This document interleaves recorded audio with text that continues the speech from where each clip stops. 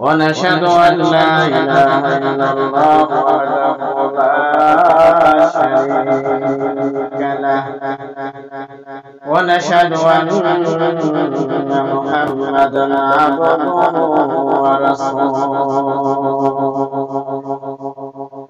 أرسله بالحق بشيرا ونذيرا أما بعد فإن خير الحديث كتاب الله وخير الهدي هدي محمد صلى الله عليه وسلم وشر الأمور محدثاتها وكل محدثة بدعة وكل بدعة ضلالة وكل ضلالة في النار وداعيا إلى الله بإذنه وسراجا منيرا فأعوذ بالله من الشيطان الرجيم ما خلق القرآن المجيد والعجب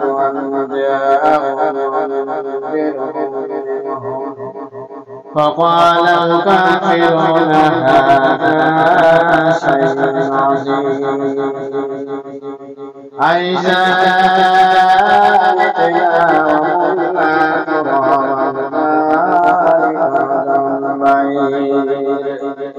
قد علمنا ما تنقص الأرض منهم وعندنا كتاب حفيظ بل كذبوا بالحق لما جاءهم فهم في أمر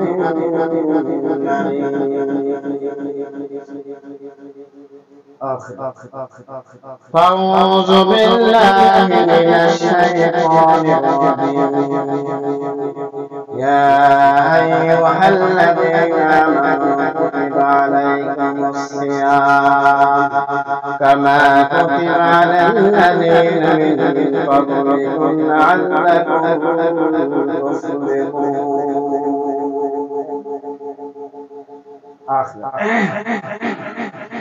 عن أبي هريرة رضي الله تعالى عنه قال رسول الله صلى الله عليه وسلم من صام رمضان إيمانا واحتسابا غفر له ما تقدم من ذنبه وما تأخر ومن قام إيمانا واحتسابا غفر له ما تقدم من ذنبه وما تأخر ومن قام ليلة القدر إيمانا واحتسابا غفر له ما تقدم من ذنبه وما تأخر رواه البخاري ومسلم. আলহামদুলিল্লাহ সমস্ত প্রশংসা সমস্ত তারিফ সেই মহান আল্লাহ রাব্বুল আলামিনের জন্য যে মহান আল্লাহ রাব্বুল আলামিন আমাদেরকে তিনি ঘুরে আসার তৌফিক দান করেছেন সেই মহান আল্লাহ রাব্বুল আলামিনের প্রতি সকলে প্রশংসা করে সবাই বলি আলহামদুলিল্লাহ। অতঃপর তিনার হাবিব আকায়ে নামদার দস্তরে মদিনা বাগ মদিনা দুলালে আমিন আমিন নয়ন নবী রেশমানি সাহেব মুসালিফ খাতামুন নবী দুজাহানের নবী নবীদের সরদার সকলে বলি সাল্লাল্লাহু আলাইহি ওয়াসাল্লাম। প্রিয় হাজিরিন, আমি আপনাদের সামনে মহান গ্রন্থ আল কোরআন থেকে একটু আয়াত তেলাওয়াত করেছি। বিশ্ব নবী মুহাম্মদ রাসূলুল্লাহ সাল্লাল্লাহু আলাইহি ওয়াসাল্লাম হাদিস থেকে একটি হাদিসও বলেছি। আজকের আলোচনা বিষয় অত্যন্ত গুরুত্বপূর্ণ বিষয়। যেহেতু সামনে পবিত্র মাহে রমজান মাস আসিতেছে, প্রত্যেক বছরে এই সময় পবিত্র মাহে রমজান মাস আগমন করবে, কিন্তু এই মাসে আসার আগে কিছু করণীয় আছে আমাদের। এইগুলো যদি আসলে না করি তাহলে আমরা পবিত্র মাহে রমজান মাসে রোজা রাখতে পারবো না, সিয়াম রাখতে পারবো। যে কোনো জিনিসের একটা প্রস্তুতি আছে, প্রস্তুতি ছাড়া কোনো কাজ হবে না। যেখানে যেটি করেন না কেন আগে প্রস্তুতি গ্রহণ করতে হবে, তাহলে কাজটা যাবেন, কাজটা সফল হবে। তদ্রূপ ভাবে পবিত্র মাহে রমজান মাস আমাদের মাঝে আগমন করতেছে, তার আগে কিছু করণীয় আছে, এটা আমাদের করতে হবে। যদি এগুলো না করি তাহলে এই পবিত্র মাহে রমজানের রোজাগুলো সিয়ামগুলো আমরা করতে পারবো না। আগে আসে যে রমজানটা শব্দের অর্থটা কি, এটা আগে আমাদের জানতে হবে। খালি রোজা রাখলাম, সাহারি সেবা খাইলাম, সন্ধ্যা হলো, ইফতার করলাম, এটি আমরা বুঝি, তাই? কিন্তু আসলে এই জিনিসের অর্থ কি, কোথায় থেকে আসলো, এটা আমাদের আসলে জানার দরকার আছে। কারণ প্রত্যেক মুসলমান যারা বছরে কোনোদিন নামাজ রোজা পড়ে না, তারা কিন্তু এই মাসটা আসলে তারা এই মাসের হিসাবটা কিন্তু ভালো করে জানে। আর এই মাসে আসলে যে মানুষ তারাবি নামাজ পড়ে এটাও কিন্তু জানে, এই মাসে আসলে যে মানুষ ইফতার করে এটাও কিন্তু জানে। এক বছর নামাজ রোজা করে না, এটা ঠিকই জানে। তাহলে এই পবিত্র মাহে রমজান মাস আমাদের মাঝে আগমন করতেছে। এই পবিত্র মাহে রমজান মাস শব্দটা কি? আসলে এটা একটা মূল ধাতু থেকে নির্গত হয়েছে।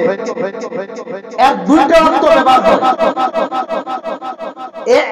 এক নম্বর অর্থ হচ্ছে সৌদি আরবে বছরের প্রথম যে বৃষ্টিটা আকাশ থেকে অবতীর্ণ হয় এটাকে ওমাস বলা হয়।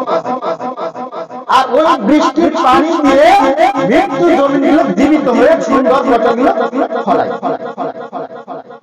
এটি একটা অর্থ। আরেকটা অর্থ হচ্ছে জ্বালিয়ে দিয়ে পুড়িয়ে দিয়ে দহন করা। জ্বালিয়ে দেওয়াটা হচ্ছে আপনি আগুন জ্বালালে একটা ঘরে দিলেন, ঘরটাকে পুড়ে শেষ হবে না, পুড়ে কিন্তু শেষ হয়ে যাবে। তদ্রূপ ভাবে পবিত্র মাহে রমজান মাস যখন আগমন করবে তখন একজন মানুষ যদি এগুলো পালন করতে পারে তাহলে তার জিন্দেগি সকল গুনাহ আল্লাহ রাব্বুল আলামিন ওই আগুনটা পুড়িয়ে দেবে। কথা ক্লিয়ার বুঝতে পারছেন?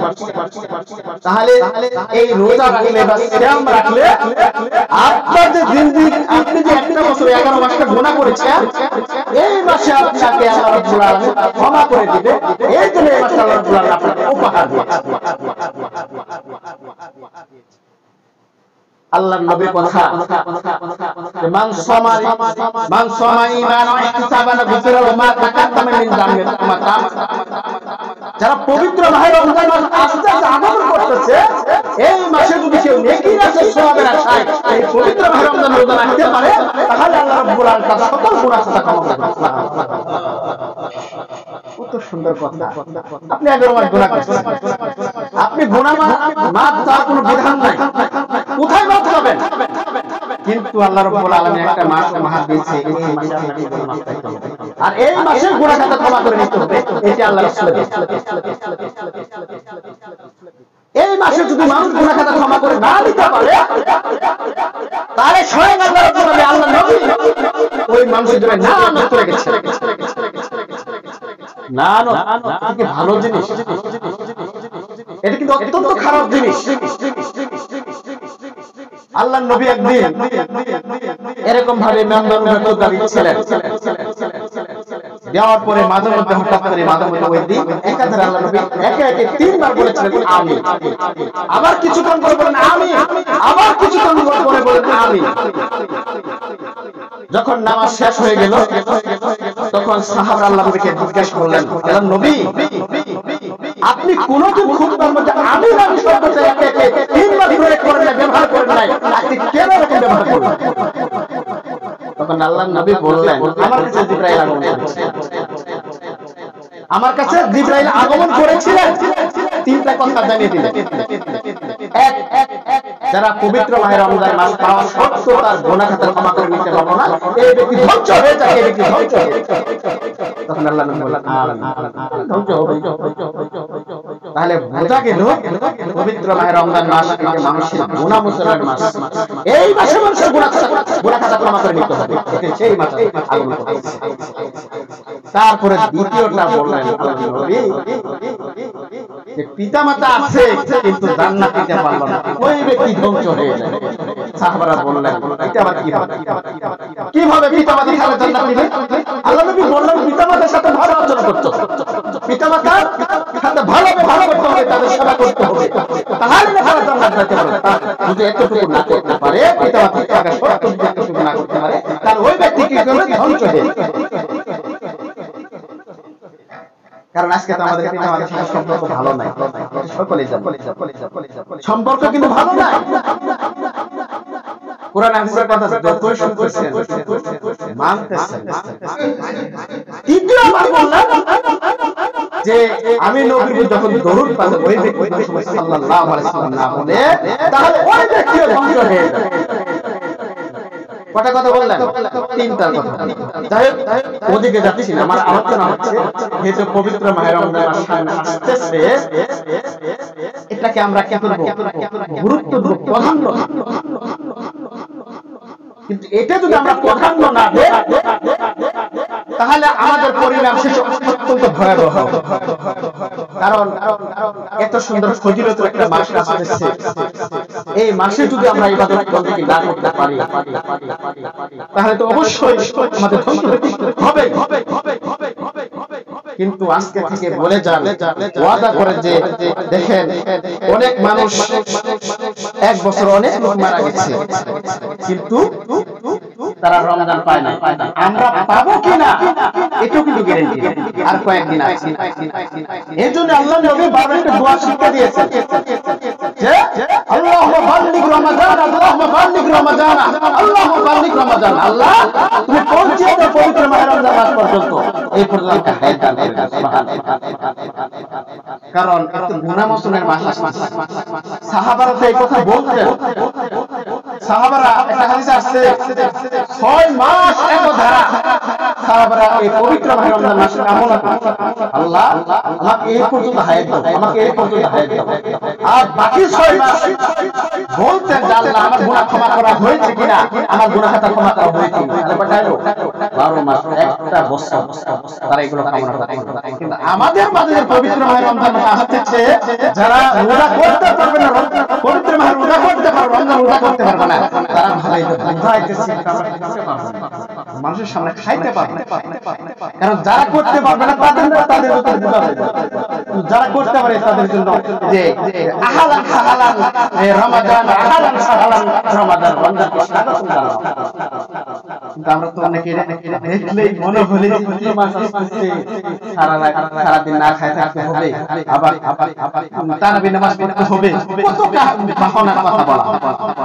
যাই হোক, আমরা কামনা করবো যে আল্লাহ পবিত্র মাহে রমজান মাস পর্যন্ত আমাকে হায়াত দান। দেখেন এই পবিত্র মাহে রমজান মাস আসার আগে আমাদের কিছু করণীয় আছে। এক নম্বর করণীয় হচ্ছে আপনাকে বেশি বেশি এই শাবান মাসে তওবা করতে হবে, তওবা ইস্তিগফার করতে হবে। আস্তাগফিরুল্লাহ আস্তাগফিরুল্লাহ আস্তাগফিরুল্লাহ করতে পারবেন। বেশি আপনাকে বলি না যে পুরোটা বলা আস্তাগফিরুল্লাহ লা ইলাহা ইল্লাল্লাহ হাইয়ুল কাইয়্যুম লা হাওলা ওয়ালা কুওয়াতা ইল্লা বিল্লাহ, এটা বলতে পারবেন। আপনি বলে আস্তাগফিরুল্লাহ। এটা পবিত্র মাহে রমজান মাস আসার আগে আপনাকে বেশি বেশি চালাতে হবে। তাহলে আল্লাহ রাব্বুল আলামিন দেখেন, এই যে একটা কথা আছে না, যখন হালখাতা করা হয়, ব্যবসায়ীরা হালখাতা করে, তারা দেখেন খাতা রাখে, আপনাকে সুবিধা দেয় যে এক বছর যা বাকি কাটে দেখা পরিষ্কার খাতা, তারপর তোমাকে নতুন খাতা নাম ওঠানো হবে, এক বছর আবার খাও, হয় না? আপনি যত অপরাধ করেছেন এই বছর শেষ করে আবার নতুন বছরের জন্য আপনি কি করবেন? আপনি একটা খাতা প্রস্তুত করবেন। আপনি তো এই বছর অনেক গুনাহ করেছেন, অনেক অপরাধ করেছেন, তো গুনাহ কি হিসাব করতে পারবেন? আপনি তো এই চলতেই গুনাহ করতেছেন। দেখেন একটা হাদিস আছে আল্লাহ রাব্বুল আলামিন সকল গুনাহ ক্ষমা করেন। এই মাসে আপনি যত অপরাধ করেছেন এই মাসে আপনাকে ক্ষমা করে দেওয়া হবে। দুইটা গুনাহ ক্ষমা করে দেওয়া হবে, দুইটা গুনাহ। জানে রাখবেন এই গুনাহগুলো আমাদের মাঝে আছে, কিন্তু যদি গুনাহ এই দুইটা গুনাহ যদি না ছাড়েন তাহলে পবিত্র ভাই রমজান মাসে রোজা রাখো আপনি গুনাহ মাফ পাবেন না। এক নামাজে শিরক করা, জানে রাখবেন শিরক বুঝেন কিছু হলো পর্যন্ত শিরক করে আল্লাহ ছাড়া আল্লাহ মানে। এখন ভাবেন যে আল্লাহ তো থাকে আমাকে আল্লাহ মানতে পারে, আপনাকে সহজ ভাষায় বোঝাচ্ছি যে আমার একটা গাভী আছে, একটা গাভী আছে, গাভীটা ওই জল খেতে গেল। আপনি ভাবছেন যদি গাভী না থাকতো তাহলে আমার সংসার চলে যেত। আপনি কি করলেন? এই গাভীর উপর আপনি ভরসা করলেন, এই যে আপনি শিরক করলেন, এই গুনাহ আল্লাহ রাব্বুল আলামিন ক্ষমা করেন যতক্ষণ পর্যন্ত আপনি ফিরে না আসেন। আরেকটা গুনাহ হচ্ছে আমাদের মাঝে আছে, সেটা হচ্ছে হিংসা। অথচ আমরা ছোটবেলায় দেখেছি যে হিংসা করা মহাপাপ। এটা কিন্তু আমরা পড়েছি বা শুনেছি, কিছু না জানি কিন্তু এটা জানি হিংসা করা মহাপাপ। দেখেন আল্লাহ রাব্বুল আলামিন সকল আপনি এই মাসে যত অপরাধ করেছেন 11 মাস আপনি ক্ষমা চান, আল্লাহ ক্ষমা করে দেন। দুইটা গুনাহ ক্ষমা করে দেন, একটা হচ্ছে শিরক করা, আরেকটা হচ্ছে হিংসা করা। এই হিংসা করা আল্লাহ ক্ষমা করে দেন। হিংসাটা আল্লাহ নবী উদাহরণ দিয়েছেন কেমন ভাবে, একটা লোহা যদি ওই বাহিরে রাখা হয়, একটা লোহা তো ছিল, এই লোহা যদি বাইরে রাখা হয় এই লোহাটা আপনি বাইরে ঘরে উঠালেন, বৃষ্টি হচ্ছে আবার রোদ হচ্ছে আবার বৃষ্টি হচ্ছে, আস্তে দেখেন কি দেখেন পরে লোহাটা একটু জংকার ধরে না, এই জংকার ধরতে ধরতে আপনি আসল যে লোহাটা আছে একটু হালকা হতে চিন্তা হবে যে কিছু তার আছে না এরকম। তদুরূপ ভাবে আপনি হিংসা হিংসা আপনি যত কাজ করেন না, যত আমলি করেন না কেন, আপনি হিংসা করেন সকল আমল বরবাদ করে। অনেকে দেখা যায় হিংসা করে কথা বলে না, ওই নামাজের সাথে নামাজের দ্বারা আমি নিজের চোখে দেখেছি নামাজের দ্বারা হিংসা করে সাথে দাঁড়ায় চলে এখন তো কোনো ভেদা ধনী গরিব সবাইকে সামনে দাঁড়াতে হবে, তাই পায়ে মিলে দাঁড়াইতে। অনেকে দেখি যে হিংসা আছে আগে থেকে পর কাছে যায় ওই দূরে অন্য সাইডে চলে। আপনি যতই রাজনীতি করেন না কেন মসজিদে আপনার আল্লাহর কাছে গ্রহণযোগ্য হবে, আপনাকে হিংসা থাকবে না। আল্লাহ নবী এমনি কথা বলেন যে আল্লাহ এই পবিত্র শাবান মাসে সকল গুনাহ ক্ষমা করবে, কিন্তু দুইটা গুনাহ আল্লাহ ক্ষমা করবে, একটা শিরক করা, একটা হিংসা করা। আপনি হিংসা করবেন পবিত্র মাহে রমজান আসতেছে আর আপনি রোজা রাখবেন, আল্লাহ রাসূল বলেছেন আপনি ভাবছেন যে রোজা রাখলে আল্লাহ গুনাহ ক্ষমা করবে, রোজা রাখলে আল্লাহ গুনাহ ক্ষমা করবে। আপনাকে শিরক ছাড়তে হবে, হিংসা ছাড়তে হবে। দেখেন তাওবা ইস্তেগফার বেশি বেশি করে পড়বেন। তারপরে রমজানের সব উপকারিতার যতগুলো আলোচনা আছে যে কোনটা কোন মাসলা কোথায় বলতে হবে এটা আপনাকে আগে জানতে হবে, এটা আপনাকে আগে জানতে হবে। যেমন দেখেন অনেক মাসলা আছে এটা অনেকে জানে, অনেকে জানে না। এখন দেখেন আপনাকে একটা মাসলা বলছি, না জানার কারণে অপরাধটা হয়ে থাকে, ভুলটা হয়ে যাবে যে আপনি সাহারি খাচ্ছেন, আপনি সাহারি খাচ্ছেন, খাওয়া অর্ধেক হয়ে গেছে, আপনি মাসলা জানা নাই, অথচ এই জন্য আল্লাহ নবী এই কথাগুলো বলে গেছেন মাসলা জানা নাই, আপনি আদালত অর্ধেক খাওয়া হয়েছে, আপনি কি করবেন? আপনি কি খাওয়া বাদ দিবেন? আপনি খাওয়া কি বাদ দিবেন? কিন্তু হাদিস আল্লাহ নবী বলছেন না, খাওয়া বাদ দেওয়া যাবে না, আপনি প্রয়োজনীয় যতটুকু সম্ভব আপনি খাওয়া শেষ করেন, আদান হয়ে যায় তাতে সমস্যা। কিন্তু আপনি তো মাসলা জানেন, আপনি খাচ্ছেন অর্ধেক খাওয়া অল্প খাইছেন, আদান হয়ে গেছে, সারাদিন আপনি এইভাবে এই জন্য বলা হচ্ছে পবিত্র মাহে রমজান আসার আগে কি করতে হবে, এই মাসটাকে আগে আপনাকে জানতে হবে। তারপরে আপনি এই মাসটা আসার আগে কি করতে হবে, এক বছরের কাজা রোজা ছিল না, কাজা রোজা তো বুঝেন আপনি এই পবিত্র মাহে রমজান মাসে 29 বা 30 রোজা আসবে, কিন্তু গত বছর আপনি কি করছেন, 2টা বা 3টা বা 5টা হয়ে গেছে, পুরো মুসাফির হয়ে গেছে, সফর হয়ে গেছে, আসলে অনেক এরকম। বিশেষ করে যারা বাচ্চার মা বোন আছে তাদের সমস্যাগুলো বেশি হয়। আপনি বলবেন এই পবিত্র মাহে রমজান মাস আসার আগে এই কাজা রোজাগুলো আপনাকে করে নিতে হবে, কাজা রোজা পুরুষরা আছে মেয়েদের আছে। তারপরে বলা হচ্ছে আপনি যাবতীয় গুনাহ থেকে ক্ষমা চাইতে হবে, এই মাসে যাবতীয় গুনাহ যত করেছেন এই অপরাধ থেকে আপনাকে ক্ষমা চাইতে হবে। তারপরে দেখেন আপনার এই রমজানের আসার আগে আপনাকে এই রোজার নিয়ম কানুন দেখতে হবে, কিভাবে রোজা রাখতে হবে, কোনটা কোন রোজাটা ভেঙে যাবে, কোথায় ত্রুটি বিচ্যুতি হবে, এটা আপনাকে আগে দেখতে হবে। আপনি জানেন, আপনি ভাবছেন যে ওই সাহারি কাছে সন্ধ্যা সন্ধ্যাবেলা ইমাম সাহেব আযান দিচ্ছে, মুয়াজ্জিন সাহেব আযান দিচ্ছে, ইফতার করলাম। এটার নাম রোজা না। আপনাকে এগুলো মাসলা মাসলা জানতে হবে। অনেক কথা আছে। এই পবিত্র মাহে রমজান মাস আসার আগে এই মাসে কিছু বেশি বেশি সিয়াম রাখি আমরা। এখন মনে হয় 8 দিন বা 9 দিন আছে যারা রোজা রাখেন না, বা আল্লাহর নবী বলছেন বেশি বেশি শাবান মাসে রোজা রাখতে। আমরা তো যেহেতু একটা দিন চলে গেছে, আমি এই কথা বলতে চাচ্ছি না। একটা দিনের জন্য আমরা অনেক মারামারি অনেক কিছু করেছিলাম। এটা হচ্ছে শবে বরাত। শবে বরাতের কথা কোরআন হাদিসে কোনো প্রমাণ পাওয়া যায়। ওই দিনটা আসলে ওই একটা রোজা নিয়ে আমরা কত কি করব। কিন্তু আল্লাহ নবী বলেছেন, মা রাআইতু রাসূল সাল্লাল্লাহু আলাইহি ওয়াসাল্লাম, আল্লাহ নবীকে সাহাবা আয়েশা রাদিয়াল্লাহু আনহা জিজ্ঞাসা করলেন, আয়েশা আল্লাহ নবী কি কতটুকু ইবাদত করেছিল? আল্লাহ নবী তখন আয়েশা রাদিয়াল্লাহু বললেন যে আল্লাহ নবীকে দেখলাম পুরো শাবান মাস আমরা ভেবেছিলাম আল্লাহ নবী আর এই রোজাগুলো খাবেন। আয়েশা তার স্ত্রী, আল্লাহ নবীর স্ত্রী, সুন্দর কথাগুলো বললেন। আর আমি আর আপনার মন্দিরে বলতেছি ওই যে নিষ্প শাবান 15 তারিখে একটা রোজা আছে না নাকি? যাই আসলে অনেক কথা ছিল, সময় চলে গেল। যে কথাগুলো বলছিলাম আর পবিত্র মাহে রমজানের আগে আরেকটা জমা পাবে ইনশাআল্লাহ বিস্তারিত আলোচনা করব। তারপরে আরেকটা কথা হচ্ছে যেহেতু একটা জমা পাবে তার আগে কথাগুলো বলে নিচ্ছি। সেটা হচ্ছে যে ইফতারের কথা। যেহেতু ইফতারের কথা এটা আসলে অনেক মানুষ যেহেতু প্রত্যেক বছরে একটা হিসাব করা হয় যে কয়জন ইফতার দিবে, কতটুকু দিবে, কিন্তু আসলে আপনাদের এখানে না প্রত্যেকটা জায়গাতে ইফতারের কথা মানে ব্যবস্থা আছে, ইফতারের ব্যবস্থা। কিন্তু এই ইফতারের ব্যবস্থাটা যদি আসলে করা সবচেয়ে উত্তম, কিন্তু এতে যে করলে কতটুকু নেকি হবে এটা কিন্তু আমরা অনেকে জানি। আমরা জানি যে আসলে এক বেলাকে একজন ইফতার করে তার মানে 50-100 টাকা চলে গেল। আচ্ছা না, অনেকের ধারণা করে 100 টাকা চলে গেল। অথচ দেখেন আল্লাহর নবী এখানে একটা হাদিস বর্ণনা করেছেন যে একজন মানুষ সারা দিন রোজা রাখে কতটুকু নেকি হবে। আসলে হিসাব নাই কতটুকু নেকি হবে। আর একজন মানুষ যদি একজন রোজাদারকে ইফতার করায়, এখন রোজা হোক বা না হোক করাচ্ছে ইফতার, উনি সারা দিন থাকে যে রোজাটা যে নেকিটা অর্জন করলো, একজন মানুষ তাকে খাওয়ায় কতটুকু নেকি অর্জন করলো। সুবহানাল্লাহ। তখন এক সাহাবী আল্লাহর নবী বললেন, হুজুর আমাকে তো আমার তো দুনিয়া ইয়াবান, দুধও নাই খেজুরও নাই, আল্লাহ একটু পানি আছে, পানিতে ইফতার করলে কতটুকু নেকি পাবো? আল্লাহর নবী বললেন, কিন্তু তুমি দুধ দিতে পারতেছ না, খেজুর দিতে পারতেছ না, তখন তুমি আল্লাহ নাও পানি ইফতার করলে কতটুকু পরিমাণ তোমার আমল হয় নেকি হবে। সুবহানাল্লাহ। কিন্তু ওই রোজাদের থেকে একটু নেকি করা হবে, হাদিসের কথা। কিন্তু মানুষ তো এটা মানে না, কারণ মানুষ তাড়াহুড়া করে খাওয়ায় কি হবে এটা ধারণা করে। এই রোজার মাসে খাওয়ালে অনেক অনেক নেকি হবে। আল্লাহর নবীকে এক সাহাবী বললেন, দান পথর সবচেয়ে আল্লাহকে কোন সময় বেশি উত্তম, কোন সময় নেকি বেশি পাবে? আল্লাহর নবী বললেন, আমি যখন দরিদ্র হই, গরিব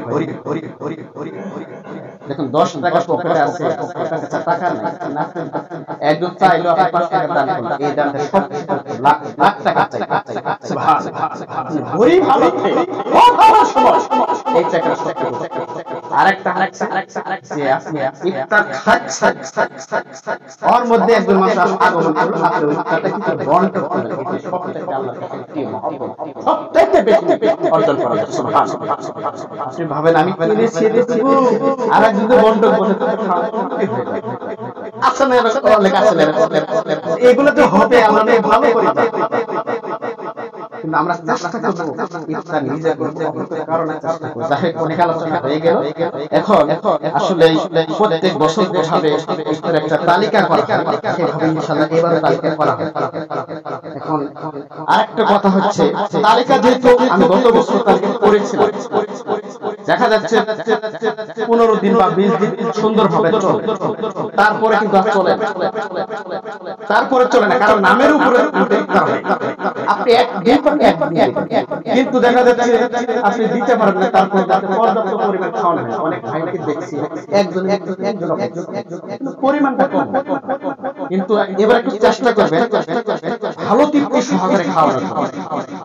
কারণ আপনি সারাদিন রোজা রাখেন কিন্তু সাদা একটা মুড়ি খাওয়াই তাহলে কিন্তু মাসে কি পাই? দুইজন পারেন, তিনজন পারেন, চারজন পারেন মিলে পর্যাপ্ত পরিমাণে ইফতার ব্যবস্থা করতে। বাকি আলোচনা সামনে ইনশাআল্লাহ হবে। এই কথা গেলে বললাম যাতে আল্লাহ রাব্বুল আলামিন সকলকে আমল করার তৌফিক দান করে। সকল ভালো কি